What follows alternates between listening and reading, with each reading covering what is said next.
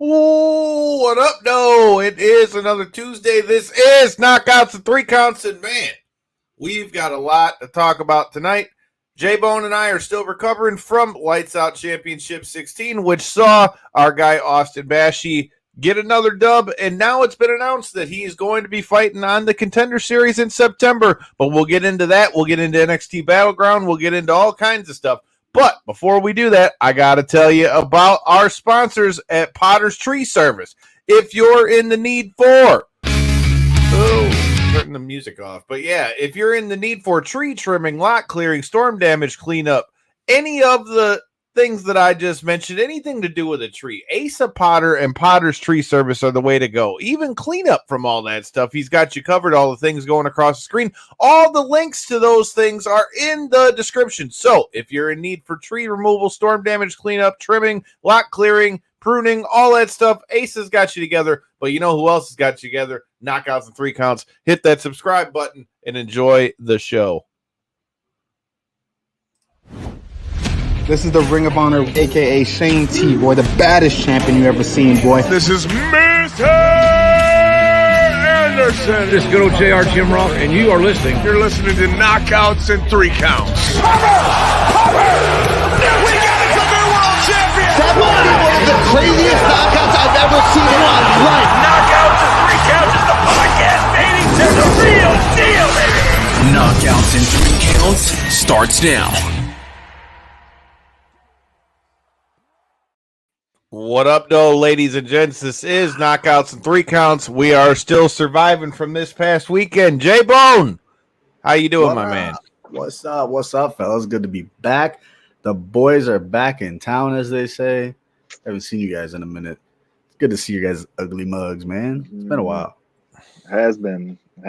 That's exactly what I was thinking when I was setting up the whole little mini studio here. I was like, man, it's been a while, dude. I need to reorganize, redecorate a little more, get it tuned back in to where it was before, we had taken our moment. Never set up a background, never. No, at least They I didn't missed have us, all though. the books and all the just shit chilling there, though. So excuse my temporary mess, but I'll get that shit back together at least. But still got faded glory and Yeah, boy. the home protection behind me, but that's about as good as decorations as your boy gets. And the constant reminder of Kyle's money on my wall too. Oh yeah, look at that. He had to throw that one. Fuck you. Fuck you. How about that? Fuck you, Hey, first of all. I'm sorry. That was a nice jab. Shout out Cheers to on everybody that that's one, Coach. tuning in, whether that's on Twitter, Facebook, YouTube, all the things. If you're watching it on any of them, make sure you hit the follow button, the subscribe button, so you don't miss any of that stuff. Like I said, we're fresh off Lights Out Championship. We got to talk about that. We got to talk about UFC 302 and what we saw. Is it going to be the end of Dustin Porier? We got to talk about, is Conor McGregor already out of this fight before it even happens at UFC 303?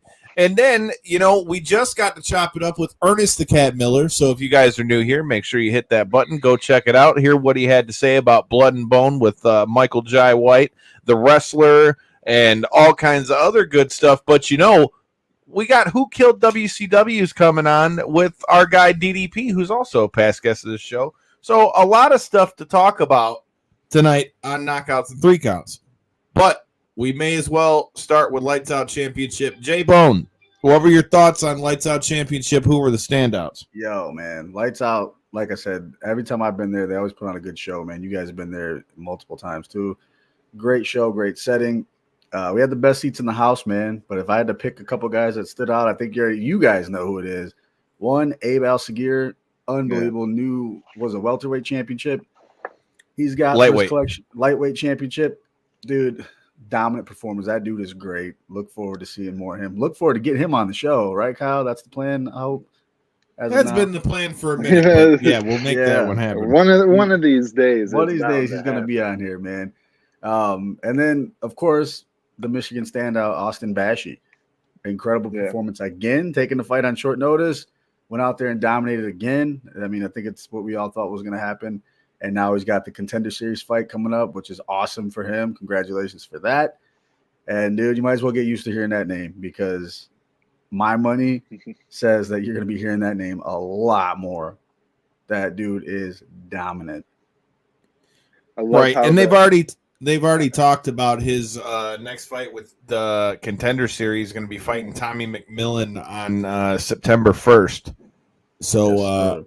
I love definitely how the lots- opportunity came in so quick like that. That was cool. Was it even Monday that it was announced, or I think it was Monday. Yeah. Yeah, like, I mean, he must have had that. He must have got handed the pen while he still had fight gloves on him. But Pretty much. Probably, yeah, dude. Shit. my guess is that fight was already lined up as long as he won, because I was hearing them say if he didn't win, he wasn't going to be in. But that's neither here nor there. He got to win. For me, I would definitely say, as far as standouts, man, I think obviously Austin looked great. He had to get another late replacement opponent, but he was a LFA vet and all that stuff. So good fight for him. Abel Seguir gets another finish, and he's calling for a Contender Series shot coming up. We also hopefully will be talking with Abe. Let's talk about the girls fight. Anya Gazawi and was it Rankin? Yeah, Rankin that she was fighting. Oh my God. Yo, Dude. Anya Gazawi at 19 years old is a dog. You hear me right now. Anya Gazawi is a dog. Already had a shiner before she even walked into the cage. Then I find out after the fight that her nose was broke before the fight. And, bro, I got blood on my fucking phone. What a fight, dude. you got hit with the splash. Me, you, and Bobby all had a little bit of blood splatter on something of ours. I had blood on my arm. I had to go to the bathroom and wash myself up. I actually ran into her on the way back out and told her. She's like, I hope you didn't wash it off. I'm like, well, you know. Too late for that. We had the fight card in front of us and it had blood on it. Like, looked like a crime scene out there. But I'll tell you what, those women put on a show, and that was definitely the most entertaining fight of the night for me. That was incredible. So shout out to the women on that card, man. Yo, but the crazy thing is Anya was only 19, dog. Mm-hmm. And to be like that, willing to just go to war like that, man. What a future for that young lady, man. That was like I said, what a fight, man. They were beating the shit out of each other. Heavy hands too, man. Heavy hands. You are not wrong. But I mean, a lot of finishes. We had a bright red cage this time, but I was hearing the numbers back.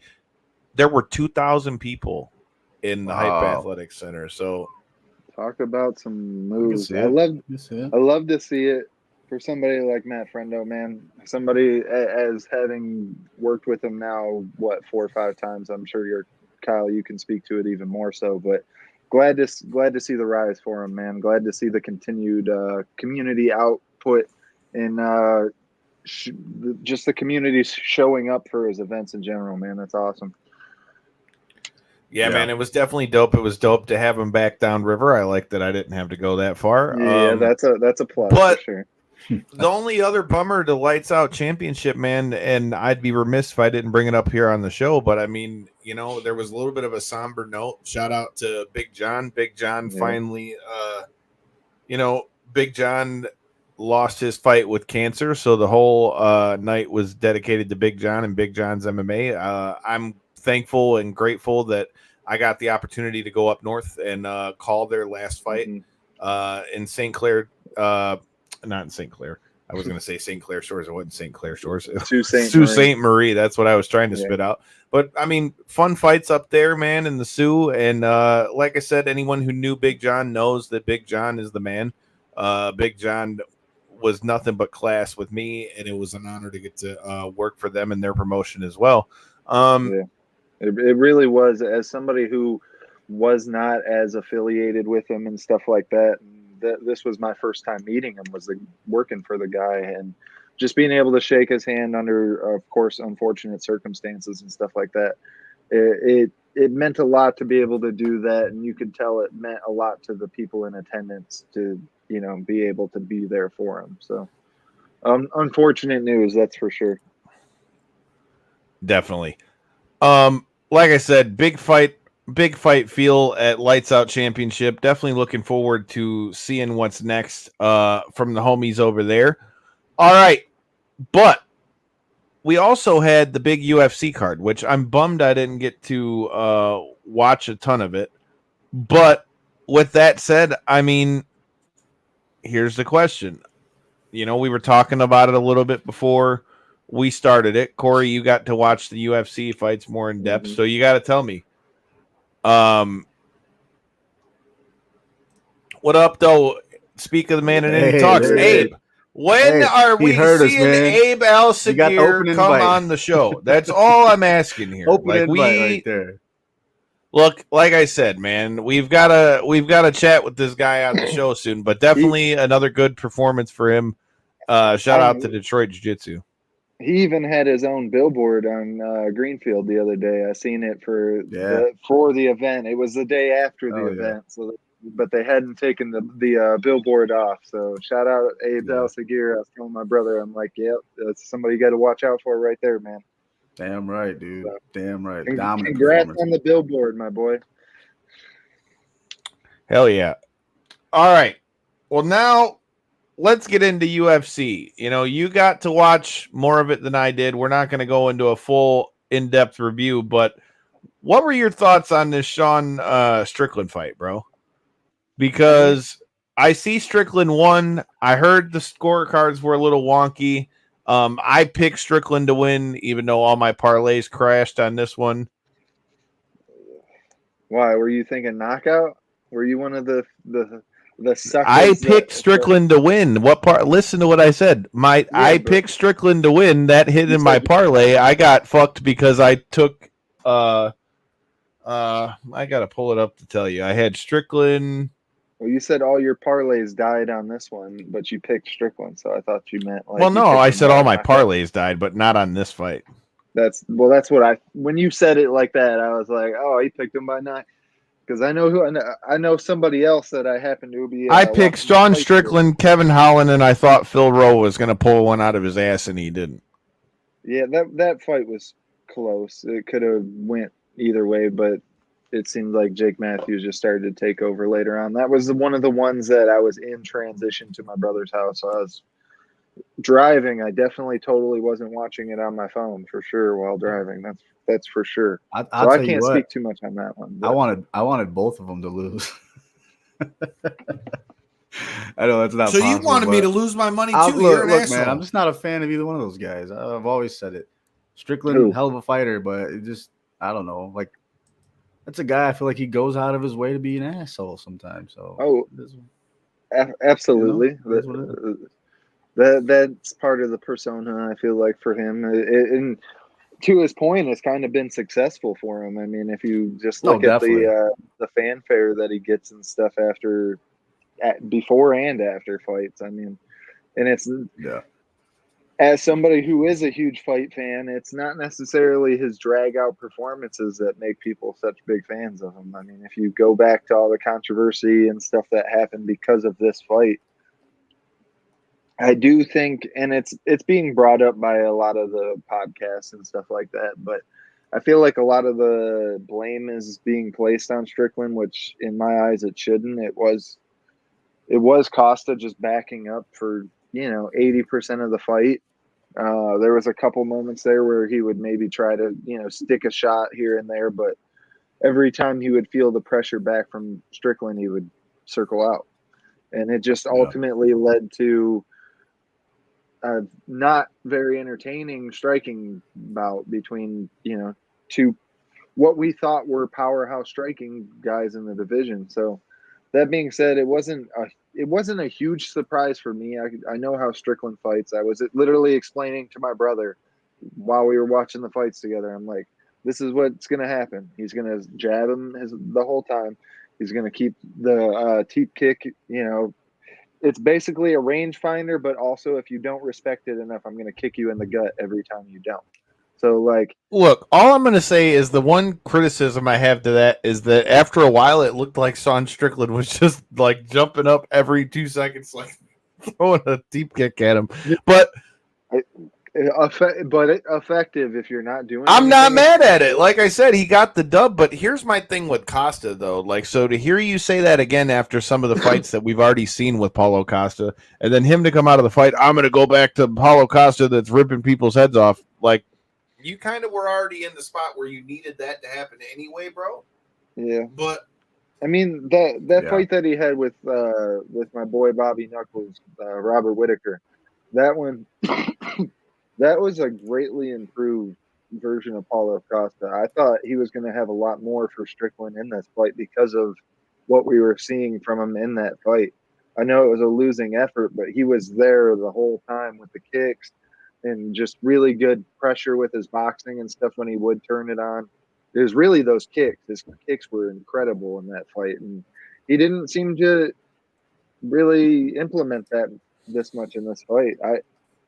I wasn't surprised with the outcome. I was more surprised with like the way it played out to get to those results, if that makes sense. I thought Paulo would have been in his face a lot more and at least provided some level of interference to the Sean Strickland game plan. shout out to Potter's Tree Service, Ace of Potter, man. So what's next? What's next for Sean Strickland? Does he get the winner of Duplessis and Izzy, or what are we doing with that? I think he might get the winner of this Cannoneer fight, to be honest. Yeah, that makes more sense to me, especially after the fan kind of backlash, I guess, of it not being everything he wants. I think that it'll probably do that. Fight. But I think it'll be the winner of them, and then the winner of them will get like the number one contender spot. Well, right now they were talking that the number one spot's up again, and it's for the Robert Whitaker and Hazmat fight, and that's like in a couple weeks actually. So we'll see. Well, in that case, it only further proves it makes that point to me. In that case, if that's the case, and the Robert Whitaker fight is the one that's going to be the number one contender, then I definitely think that the winner of that fight's going to fight Strickland next, and that's going to be like a title eliminator. That only further cements that then. Yeah. Or maybe Strickland's not bullshitting, and maybe he's standing his ground where he says that I'm going to wait. And, you know, I fought the guy below me. I'm still the number one contender, and I'm just going to wait until they give it. Right. So he waits and then can fight the winner of them. I think they'll end up forcing his hand to try to make him fight them. I don't think Dana's going to let him wait out that long.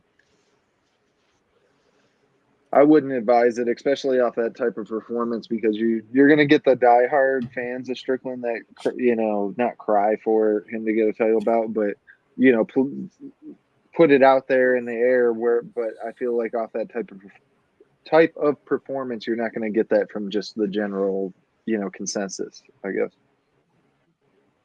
I get that. Also, got to give a shout out to our guy, Kenny the Boss Cross, coming back to the cage at XFC this past Friday in Detroit, getting him another dub, getting him a TKO finish. Like I said, it'll be interesting to see what's next for the Boss, being that he came out no injuries and all that good stuff. But speaking of what's next, man, we got to talk about what's next for Dustin the Diamond Porier. 5-round fight against Islam Makhachev, gets submitted in the 5th round. You know, Dustin's already said that he's one of those guys that he doesn't plan to be the guy that just keeps fighting to fight. So here's the question. Do you think that was the last fight for Dustin Porier? Corey, you watched it. What do you think? I mean, I've said it number of times on the show. Dustin Porier, there's few people in the fight game that I'm a fan of on that level. That he's probably my number one, but if not, he's very, very close to. And that being said, my heart breaks for him on this performance because it was so close, man. He did so well in that fight. He arguably won 2 rounds going into that 5th round before he was finished. You could have said the 4th and the 2nd was his. It was close with the wrestling, but he was able to counteract so much of the wrestling that Islam was trying to implement. Islam really impressed me with his striking, but I think a ton of that just boiled into the fact that Dustin was constantly worried when he would see a hand coming at him that it was to tie him up to wrestle him. It wasn't so much that he was worried about defending the shots, which definitely was a huge advantage for Islam in that fight. But that being said, as much as this pains me because I knew when you talked about the fact that we were doing the show and that, we were going to be doing a breakdown and stuff, that this was going to be one of the main topics, I really put some thought into it. And it sucks, man, but it should be his last fight, in my opinion. If that's the type of feeling that he had going into this one, it meant that much to him that this was like a last hurrah. He was able to pull it off. Maybe he would defend the belt again, but we'll see. He doesn't want to climb the ladder again, type of stuff. This was the type of performance, even though it was a loss. This is, especially if Islam continues to prove to be that guy that he's so far showing to be. I mean, this is the toughest fight that Islam's had up to this point, other than probably the Volk fight. So to say that's the end of your career, I mean, yeah, are you leaving the what ifs and stuff out there a little bit? Sure. If I'm not mistaken, he's 35 or 36 now, so he's still in his prime, but he's at the later stages and stuff. He's been in this game forever. If I'm not mistaken, the whole documentary and stuff was like when he was like 17 or 18. Yeah. So, yeah. I mean, he's as somebody that I've only bought a couple of fighters merch, I got bottles of his hot sauce still sitting in my fridge right now because of the fact that I'm such a big fan. But that being said, I do think it's time, because I think it was just that good of a performance. It lets you know he can still beat anybody in the top 5 any given night, type of thing. But it's like, you got nothing left to prove, man.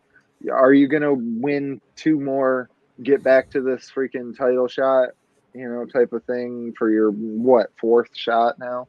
Or is it just going to be Dustin Porier was one of the best ever to unfortunately never hold the undisputed?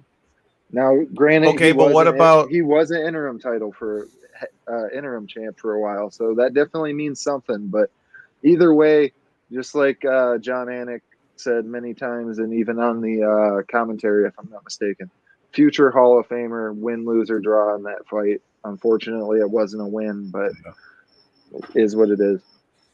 But what about the proposed fight? I've been hearing Volk saying he'd like to fight Dustin Poirier. Is that a fight that you could see being another one? What do you think, J-Bone? I'd love to see that, but I mean, for a fighter, man, when you start to doubt yourself and doubt what you want to do, I think you're as good as done. You know what I mean? Like, that's the thing, though. I don't think it's necessarily him doubting himself. I mean, I think it's just a matter of, I think he's one of them old school guys that his mindset is just, it's championship or bust. And if I can't be the champion, because clearly he can compete with everybody, but it's just like you said, he just doesn't know. And I feel like once you don't know, what's the point? Because is he going to chase after a title? I doubt it. I highly doubt it at his age, but especially the level of competition that's up there, I doubt it. But if I'm him, why not go get a legacy fight, dude? Go fight Volk. You know what I mean? That's a huge fight. That's a legacy fight. And you can label it as your last fight. I'm going to do this one more time against arguably one of the best in the world. Why not? Mm-hmm. I could see it. Same thing. Win, lose, or draw, you're going into Hall of Fame. You know what I mean? So I can see it. But with that being said, talking about UFC and talking about all the things that are going to happen and what's next, man. Shout out. First of all, before I even get to this, all of you guys who are watching this, if you're new here, make sure you hit that subscribe button. Past guest of the show, Jimmy Smith, is back up on that commentary desk. Going to be the new commentator for going back to Bellator. I like it. Shout out to our guy Jimmy Smith. We definitely got to bring him back on the show. The last time we got to chop it up with Jimmy was when he was doing the commentary for Monday Night Raw, which we got to get into the WWE side of things. We got to talk about Sexy Red and WWE. I still don't know how I feel about that. You got her as the host of NXT Battleground, which is going to be the first pay-per-view at the UFC Apex this weekend. We're doing a watch-along for that, so if you guys are new here watching on YouTube or on Twitter, make sure you guys check that out. We'll be watching along live with you Sunday night, still kind of figuring out who's all going to be there doing it with us. But thoughts, opinions. I'll go first. Okay, so Conor McGregor versus Michael Chandler. We got to chat with Michael Chandler briefly about his partnership with Hiatus Tequila. Shout out to bodyslam.net. And we also talked about his fight with Conor McGregor, you know, and that's been the one thing that's kind of been around this fight since it was announced is that, you know, we'll believe that it's going to happen once Conor's able to get in the cage. And now it's been reported today that there might have been an injury on the side of Conor McGregor, and that he may be out of this fight with Michael Chandler, and that they're already kind of going through who could be possible replacements or just getting a whole new main event for that card. I'm gonna be honest, bro. If Conor doesn't end up coming back for this fight to fight Michael Chandler, I don't think Conor's ever going to get in the cage again. I really don't. I think if this fight doesn't happen, even I could see it being where, okay, he had a minor injury and they got to move it to a different card. But if he doesn't come back for this fight against Michael Chandler, I don't know, man. I just think that might be it for Conor McGregor. I think he just wants to get that last fight off his contract, and this is as good a matchup as he's going to get to fight the kind of fight that he wants. Because even though if Michael Chandler fought how Michael Chandler can fight, you know, he could certainly out wrestle Conor, no problem. Mm-hmm. But we all know that's not how Michael Chandler fights. So I feel like if you were ever going to tee up a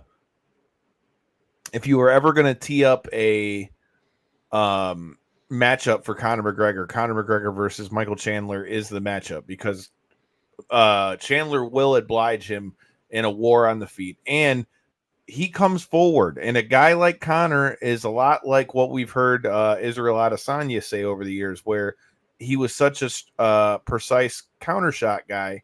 I think a guy like Michael Chandler, with the way that he fights, kind of plays right into the style of a Conor McGregor. So with that being said, J-Bone, what say you? Do you think that fight's going to be good? I think so. Well, I can't say that I think so, because you never fucking know. But, you know, Ariel Helwani made a point that Conor's never pulled out of a fight before, ever. So the hope's still there. Has there been an official update on what the reasoning was? Nothing's official, correct? It's just rumored. They haven't said anything's official. Conor just said that due to circumstances out of their set of circumstances out of their control, the press conference in Dublin had to be changed. So there's nothing that says that the fight's off. But this also could be the tip of the iceberg, where this is what starts it, and then, you know, shit rolls downhill. Could be. With it only being roughly 3 weeks out, maybe he just had a massive hangover or something. He couldn't make it. With the fight being that close, though, you gotta imagine that they gotta make this announcement like yesterday. I mean, those tickets sold for, you know, astronomical amounts. People are buying hotels and, you know, accommodations and everything while they're there and stuff. And I'm sure a lot of the people that are going above and beyond are because of the fact that Conor's returning. And if he's not able to make it onto that card, even if they do find a really good replacement bout to kind of fill in that slot type of thing, it's still, I don't know that it's going to match that same level as a Conor McGregor return after injury, after a tough season, after another year and a half of layoff after that. So that's big shoes to fill, and it's International Fight Week, if I'm not mistaken. So it is. I would be very surprised if they postpone the actual event just because he was unable to make it. So they're in an interesting spot. That's for damn sure. I don't know. So, I mean, for it to be an injury, if it was that bad of an injury and you can't make the press conference, it has to be a very, very bad injury. Correct. You know what I mean? Like, we're weeks out of the fight, but if you pulled a muscle, they didn't say it was because of the injury. You know, I don't know. I mean, you could still make it to the press conference. If you can't make it to the press, I mean, I guess we still don't even. I'm guessing he blew out one of his nasal walls from too much of the white stuff. That's what I'm guessing happened. Let's hope not. That'd be that'd be a reason to not be on camera. You know what I mean? So it is. I don't know. No, I'm with Kyle though, dude. Aside, If this fight don't work out, if this ain't the one, I don't think we see him back in the octagon. I think from here he's just going to move on to different things, being BKFC and all that. But he's got to get that one fight off his contract. That's why I'm saying he's got. I mean, it's Conor McGregor though, dude. It's Conor McGregor. They don't give a shit about contracts. He could be like, but think about it though. Even to your point with what you just. Here's what you do. He can't just retire because of the way the UFC contracts are structured. Conor will never be able to go fight that bare knuckle fight like you just said. I mean, you don't have to fight. You can just go run the place. He already is running the place, but you know damn well if he's going to be part of it, I bet you Conor wants to fight in bare knuckle. He don't need anything. He doesn't need this fight with Chandler. That's what I'm saying. He don't need anything. So I don't exactly. So why the fuck would you want to go do that? I can't see the like nothing else is going to be like exciting like this fight. Conor McGregor versus anybody else right now. It's just not that. A Conor McGregor versus Mike Perry fight doesn't interest you? That I'm talking UFC. Mike Perry ain't coming to the UFC. Right, in UFC, this is the best matchup. Hence why I said I feel like if it doesn't happen, then so if you don't see it now, it just ain't. I just don't think it's gonna happen. Yeah, it's got to happen now. That's just it. And hopefully, it's just not an injury. Hopefully, it's something small, man. I don't know, but I'm sure they're being very careful with details because they don't want to mislead or whatever. But I did read that they took the scheduled event off of ESPN Plus already. Which, like I said, I would be all but like amazed if they actually did that, because I understand the whole you're not going to find as good of a replacement, but it's International Fight Week.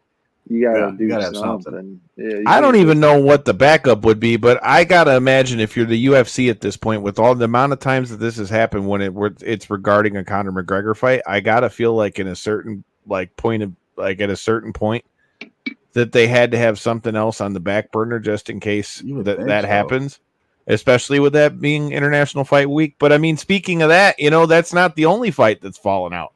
Mike Tyson and Jake Paul has been postponed, and here comes the part that we've been talking about all along. I don't know if this is because Mike didn't pass medicals or what happened, but it's been postponed, and so I don't know. Do you guys think that we ever see this Mike Tyson versus Jake Paul fight now? Doubt it. I didn't want. I wanted to see it because I'm a fucking fight degenerate, but I didn't want to see it. You know what I mean? I didn't want to see it to begin with. So, like, I was going to watch it, but I didn't want to see it. I was going to watch it with one eye closed.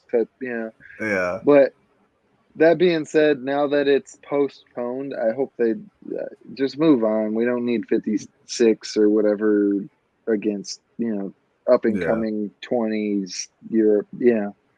YouTuber or not. He's been taking boxing very serious for the last couple of years. We've made the whole argument. I'm sick of him fighting older people anyway. If you want to fight some celebrity or new age boxer that has some type of, credentials or something, sure. But, that just ain't the move. Yeah, I read on Twitter, and I don't know if it's to be true because you never know, but I read that he had an ulcer flare up. Stomach ulcers. I mean, if anybody understands that, it's me with Crohn's. So if that's the case, full pardon. We still got to wait and see, what comes out of it. But I'm with Corey though. I'm only watching because it's in front of me. You know what I mean? I don't. You're not wrong, man. Like I love fights, man, and I'll watch it because it's fights. And mainly the only reason I'm watching this is because it's Mike Tyson. Yeah. No, like it's not. So if it's not going to be him versus Mike Tyson, then I don't know. Well, like I said, I feel like if this fight doesn't happen now, we're not going to see it. And to be honest with you, even though I'm shocked that they actually put it together, like I don't know, it's not one that I have to see. I want to see it, but I don't have to see it. Yeah, I wouldn't be mad if it doesn't happen. All right. Well, with that said, J-Bone, we got to talk about it.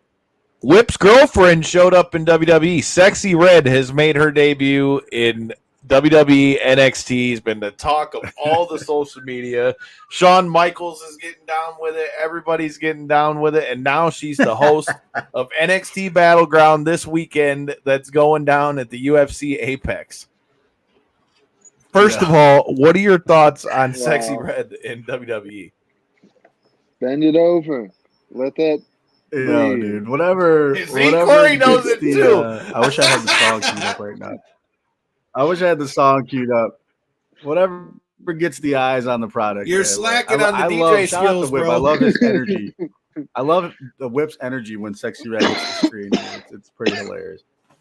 But sense-wise, I mean, I don't know, don't make a lot of sense to me. But the fact that we got Shawn Michaels singing the Sexy Boy song with her in the car, that made it all worth it. That was I was dying when I saw that. So look, man, I'm not the biggest fan of the Love it, music, but dude. it Whatever, definitely works. makes sense. It makes sense from a PR standpoint. I mean, look at it. Like that whole, if you really think about it, that whole episode of NXT was just nuts when you think about it. Like you had her show up. Oh yeah. Sounds like Ethan Page shows up from AEW and beats the shit out of Trick Williams. I mean, you've just got that whole Jordan Grace showed up. And hey, I mean, and look, so this one's at the Apex, correct, Kyle? Right, it's the first one at the UFC the Apex. Battleground. It's at the Apex, right? Sunday. Yep. which is Okay, wild. so we're bringing all eyes aboard. So if it works, why not? Why not do it, man? Like you said, I'm not the biggest fan of her music either, but it's entertaining, and that's what it's all about, right? Entertainment. So entertain us. I'm with it. I mean, entertainment. You call that what you want, I guess. That I ain't no fan either. Put it that way, and I ain't trying to be like that. But just out of curiosity, of all the places you could hold NXT, which seems to be a very booming product, why would you do it at the UFC Apex, which is notoriously limited seating? And Because it's the collaboration of it. Like it's the collaboration. It's Yeah. the show, the partnership with it. Nobody's ever done. They've never done a WWE show there. Maybe they go there one time and say, "Okay, this is too small. It's not going to work." But if I know WWE, man, I gotta think that they've already went through it. And like, my question is to see what WWE does to the Apex. Because think about it in this sense, right? Mhm. There's been a lot of talk about the UFC wanting to move out of the Apex. But what if WWE goes there and then they redress up the Apex and just make it look like a banger ass, like, because figure the room that they do NXT in weekly at the Performance Center isn't really that big.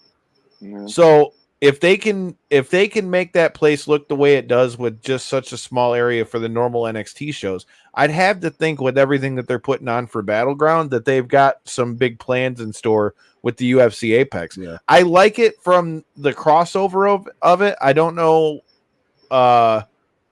Like Corey said, that was kind of my immediate drawback was like, whoa, you ain't going to be able to have a lot of people in there. But then again, we'll have to see how they play it out. But I mean, they got a hell of a card. Production standpoint, though, WWE is going to make it happen. From the production side, 100%. Yeah, WWE can make my dining room look flashy and awesome. So I'm confident they will. They'll get something out of this, something big. Oh, dude, I think it's going to be dope too. J-Bone, I got to know, what do you think about Jordan Grace being in NXT? I think it's badass. That is awesome. I love the whole crossover of TNA to WWE in some standpoint. We had it at the Royal Rumble. I think we all popped for that. I was there. Ring the bell. If you didn't get those T-shirts, make sure you get you one. Links in the bio. That's a good business move, though, especially in the women's division. Like, how can we draw more eyes? Because there's so many different women's divisions that are great. And Jordan Grace is top tier, dude. TNA Knockouts champion. So I think it's awesome. I hope we see more of it going forward, especially like heading like. Well, she wrestled tonight. She wrestled tonight on NXT and got herself a dub over Stevie Turner. I hope we get more. I hope we get the male configuration too for TNA to NXT or vice versa. Oh, I Right, definitely sweet. think we're going to get that, dude. I don't think it's going to be the end of Jordan Grace being over there. I mean, obviously, we saw her compete. I think it's great to see the crossover, like you said, with the TNA wrestlers over on WWE. With that being said, dude, it's it's something that I never thought I'd see. I just think that now we got to see some WWE people on. We need to see WWE people on TNA, and that leads me to the other person who showed up on that Sexy Red episode, and that's the All Ego Ethan Page. Okay, he was in AEW. You know, he was a huge part of TNA as a tag team with Josh Alexander. We've still heard him say that he's not signed anywhere. I wonder if he could be a free agent and really be going back to TNA, but being like that crossover between TNA and NXT. Yeah. You said it. Oh my God. Jordan said that before. Shout out to Donald. Trey Miguel has a post on Twitter. Reunite the Rascals for one night. I am with it. Fucking 3 out of the 4 Rascals are all past guests of the show. Trey, Zach, and Myron are all past guests of this show. I think that would be badass. You could do some really cool stuff, especially with the fact that Zach was involved in there. I just wonder if they would let him do that, meaning Zach, because of all the shit and him getting let go out of there. But it came out that a lot of that stuff wasn't true, so I don't know. I'm with that, Donald. I think that would be dope. I'd like to see maybe a Sami Callihan show back up over there. But I don't know, man. It just kind of stuck out to me with him saying that he was still a free agent and all this stuff, that I was like, man, if Ethan Page went over there and was like, I'm back with TNA, but, have him being the representative. But I'm with you, dude. The exposure for TNA, I just really hope that it does positive things for them, helps bring more eyes to them, because I've said it on this show for years, dude. They have one of the best products in wrestling. They've got the big show coming up here in Chicago, and then shout out to our guy PCO, who's been promoting the hell out of Slammiversary in Montreal. Stay tuned. Hopefully we'll be ringing a bell in Canada. But I heard that. That's a guy. Damn shit. For the record, that's a guy I'd like to see bounce over to NXT for a night or two. PCO would fit perfect over there. Go get that would be it. I'm with it. Put that into the ether. We need to see PCO show up in NXT. Put that out into the ether, man. We need to have that. Maybe he'll show up with NXT, his new potential boot thing, Steph DeLander. There you go. Get him over there for Halloween Havoc or something, dude. That'd be dope. Book it. Yeah, man, I'm with that. I'd like to see PCO over there. Well, since we're talking about NXT and NXT Battleground, let's talk about some of the matches we got. J-Bone, let's do some predictions. Again, we're doing a watch-along for this Sunday night, 8 p.m. Going to be making our picks on everything that's got to do with NXT. You got Sol Ruka versus Lash Legend versus Fallon Henley versus Jada Parker versus Michin versus Kalani Jordan for the Women's North American Championship. Do you got a pick in that one? That's tough, man. But Michin pretty much broke the internet last night, so she's super popular. And this is the inaugural NXT. You missed a lot. Just go see what was trending on Twitter the other night for NXT. Fill me in. I'm gonna go back and look at it. But what's going on? It's knockouts and 3 counts. Well, it is after dark. Yeah, we'll keep it PG on here. But let's just say she had something I didn't know she had before. So yeah, you'll find it. She had something I didn't know she had before. I guess I got some. I've got some homework to do in the comments. I'm sure somebody you can't will miss throw that it. in Trust there. me. But who do you got for the win on that one? I'm gonna pick Michin for the inaugural NXT North American Championship, Women's North American Championship. I would totally be with that. Mia Yim's been a fan of. I've been a fan of Mia Yim for a long time, but I'm gonna be honest. I think Lash Legend might be picking this one up, dude. There you go. Then we've got the ladder match. Or no, that was the ladder match. Then you got Obafemi versus Wesley versus Joe Coffey for the North American Championship. I think this is going to be a badass match. I've liked what we've seen with Obafemi. I'm be honest, I don't see him losing the title in this one. I don't either, man. That's a big dude, and he is on the rise, man. So I'm with you on that. That's my pick. I'm taking Obafemi. All right. You got Shayna Baszler versus Lola Vice, formerly known as Valerie Loretta, in the NXT Underground. I like this match. I think this match is going to be badass. I think Lola Vice gets the win because it helps put her over. But then again, they're trying to build Shayna and Zoe's a tag team, so you don't know. Shout out to Shayna Baszler. We got to chop it up with her at the Royal Rumble press junket. Make sure you go check all that stuff out. But who you got in this one, J-Bone? That's a tough one because, like you said, Lola Vice, I think they need to get her over, and she's due. But the underground thing kind of plays into Shayna Baszler's field, right? So we're also trying to push her. That's a toss-up for me. But if I got to pick one, I'm going to say Shayna Baszler, man. I'm always rocking with her. So I was going to say, though, you say how it plays into Shayna's hands. I mean, don't forget, Lola is the ex-MMA fighter as well. Although I did ring the bell, just get to see Shayna Baszler make her debut in Bloodsport as well. So I'm with you. I like Shayna Baszler, but something tells me Lola Vice is getting the dub in this one. As somebody who still follows Valerie Loretta on Twitter, she's doing well in NXT. That's for sure. I just don't know that much. Hell yeah. I mean, dude, she's a star. I mean, look at the chick. I mean, she's not hard to look at. Hell of an athlete. I mean, she checks all the boxes. Then we've got the match that I really... So, I'm assuming we're probably going to get Trick Williams versus Ethan Page as well. But we've got Roxanne Perez versus your TNA Knockouts champion, Jordan Grace. What do you think about this getting to have the TNA champ, on a WWE pay-per-view? Bro, this is badass.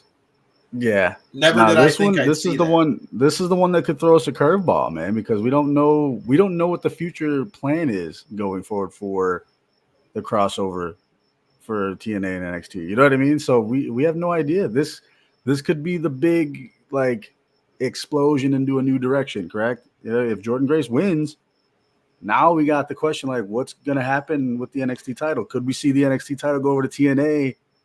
And maybe that's where we start to get the blend of, maybe Jordan Grace does that and Roxanne Perez has to chase it to TNA. I would be cool with that. That'd be a good way to get NXT on TNA. So if I had to I would totally be with that for the sense that it would be dope to get NXT on TNA too. But yeah. I don't know, man. I have all the faith in the world.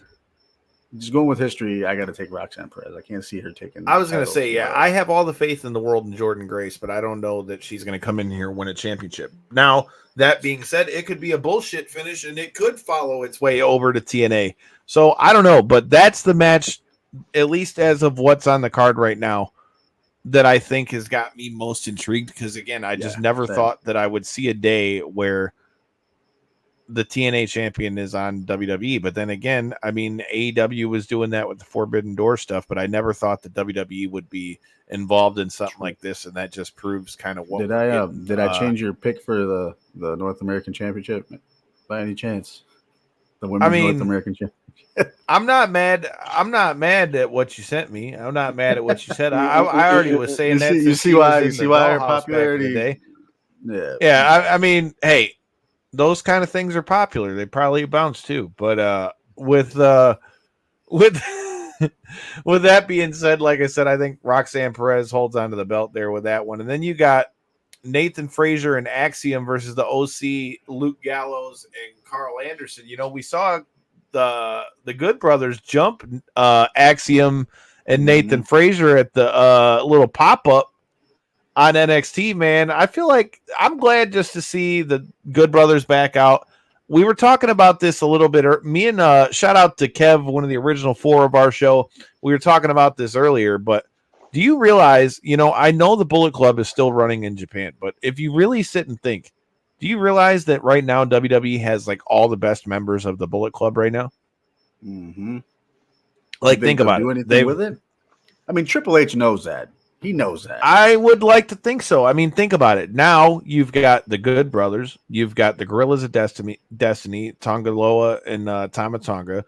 You've got Finn Balor. You've got, like I said, you've got the Good Brothers. You've got AJ. Cody. You've got Cody. That was the other name I was going to mention. I mean, you've got pretty much everybody except for Kenny and the Bucks when the Bullet Club was at its hottest. I mean, I was thinking of it in this sense. What happens if you have something to where, like, I don't know, the Bloodline fights with the OC, or the Bloodline fights with Judgment Day, and then, Priest, goes to push Finn one too many times, and Finn, goes to an old friend. They've already talked about them being close on WWE TV before. But there's a lot of possibilities for that. What do you think about all the Bullet Club that we have in WWE? And do you got a pick for this match? I mean, I feel like finally, those guys are some of the best wrestlers in the world. And I think it was just a matter of time for them to showcase it at the highest level, which I feel like WWE right now is the highest level. But the door's open for creative, right? Triple H is a mastermind when it comes to that stuff. So I think he's going to at least find a way to get guys like us to be intrigued by that. You know what I mean? Like, even in a Royal Rumble match, if it could be, the ring's clear and there's 7 guys in the ring and they all just happen to be past Bullet Club members, like, we could get that moment. You know what I mean? And that'd be for the diehards. You know what I mean? So it'll get there in a sense eventually, some way. We'll see it. You know what I mean? But maybe not as a faction. I don't think it would go that far, but I don't know that they'd ever put them all together in a faction, especially considering that's like a New Japan property. But it's wild to think that they really literally have like all the major players of Bullet Club are all in there. I think that could be a great Rumble moment. You know what I mean? Like, you never know how it works out in there. You get all those guys in the ring at the same time and just kind of looking around like, oh, we know what this is. You don't have to mention it. Nobody has to say anything.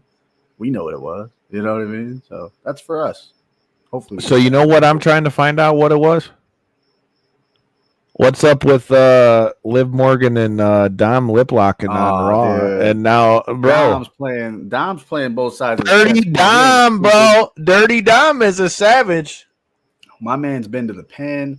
My man's got the Eddie Guerrero mullet cut. He's got the Mexican rat stash thing. You think he ain't playing the cards like the Eddie Mexican rat stash? Come on, dude. That dude's out there pimping and playing the game. We know what it is.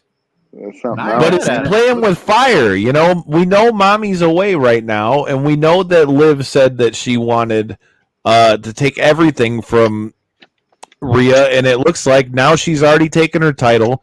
Now she's trying to take her man, and it looks like she might be trying to run the Judgment Day. You know what?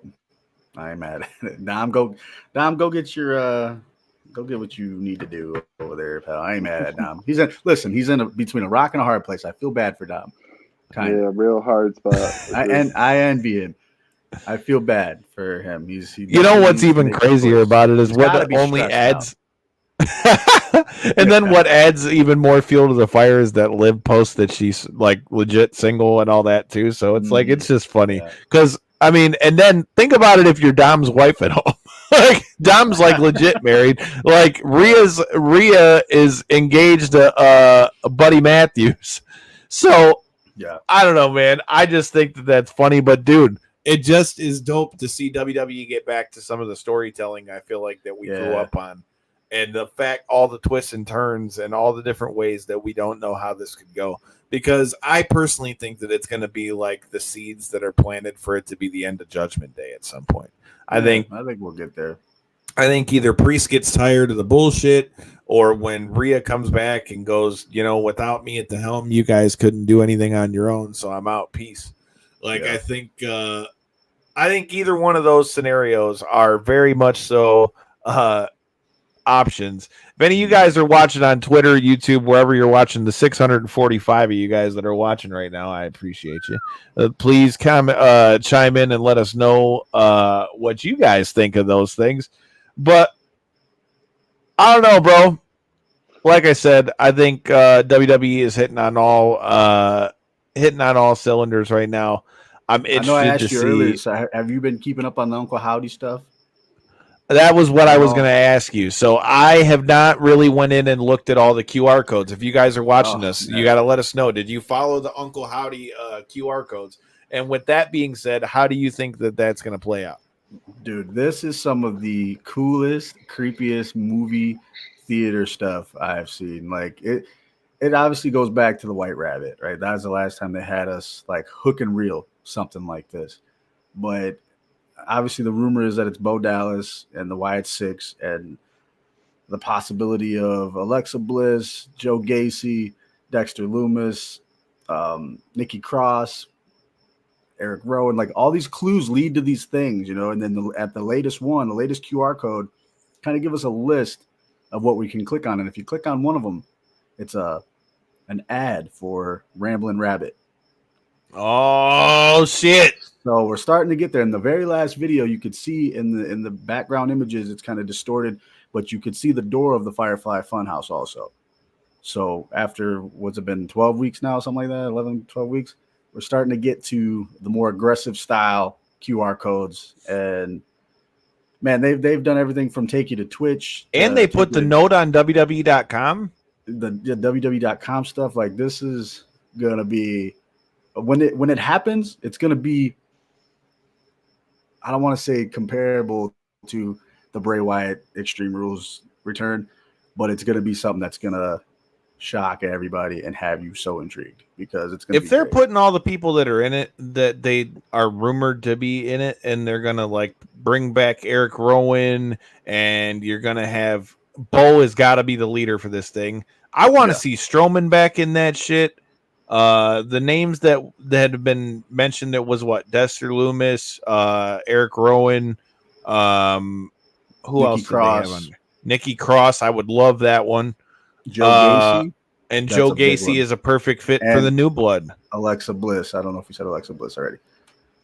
I'm with it, bro. I think that. Oh, yeah, that was another point I want to say. So the last video, the very ending of that video. So you remember the Sister Abigail puppet, right? They had the veil, the black veil. So at the end of that, you kind of see the Firefly Funhouse thing, and then at the very end, whoever's got the black veil on pulls the veil off as the video ends. So I don't know if they're hinting around, maybe the reveal of a Sister Abigail type. I've figure. heard that Alexa's healed. So, I mean, it would be a perfect way to kind of reintroduce her as well. I think it's going to be great. Whenever it happens, bro. Like I said, it happens. That's the type of shit that gets me hook, line, and sinker, when you can like leave me like, oh shit, I want to see what's going to happen. And the new Wyatt family, the Wyatt Six, whatever we're going to call this, I want to see what happens, but I hope they give it a full run. Love That's my only thing. I love that they're leaving it up to the Twitter world to kind of like depict and figure out and pull the puzzles apart. You know what I mean? Because one of the latest things we got was we followed the words of the Red. And yeah, Kyle, you would know that famous quote from Bray Wyatt in that last promo he did was, "In the world of black and white, I'm the color red," right? So we're kind of putting it all together, and they're not saying it on TV. They're letting us do all that. So when it happens, it's going to be awesome, dude. I'm pumped for that. Hell yeah, I'm pumped for it. Well, we've been shooting the shit here for a while. You know what else I'm pumped up for that's going on this week? We've got the return of our friend Zoe Nowicki before she steps into the Invicta FC cage for the first time. We'll also talk about her recent appearance in Gamma as well, and what she's got going on over there at Scorpion Fighting Systems. And I'm looking forward to seeing her make her debut over there in Invicta. It was a great chat last time we got to have her on. Looking forward to bringing her back on. Shout out to last week's guest, the Cat, who, Ernest Miller, who made his return. And again, I'm looking forward to checking out that Who Killed WCW thing. We chatted about that. He was talking about in that chat was karate sparring with Eric Bischoff. So there's a lot of things that you need to go back and check out in that Ernest the Cat Miller interview. But with that said, like I said, I feel like we've been flapping our gums for a minute. If you guys are new here, make sure you hit that subscribe button so you don't miss anything. Shout out again, rest in peace, Big John. Big John's MMA. Make sure you show some love to their family. Shout out to Lights Out Championship for coming through. Shout out to our sponsors, Potter's Tree Service. Like I said, stay tuned. And it's been announced and all that, and I didn't even get to talk about it. The GWOAT is coming back to boxing. Claressa Shields is coming back to boxing and bringing it back here in the Motor City, July 27th. Stay tuned. You know, a lot of people liked our coverage of the last press conference. Stay tuned. You're gonna want to hear what we got to say with that. We'll talk about that a little bit more with Zoe Nowicki this Thursday. Until next time, and in the in-between time, hit that subscribe button. Peace.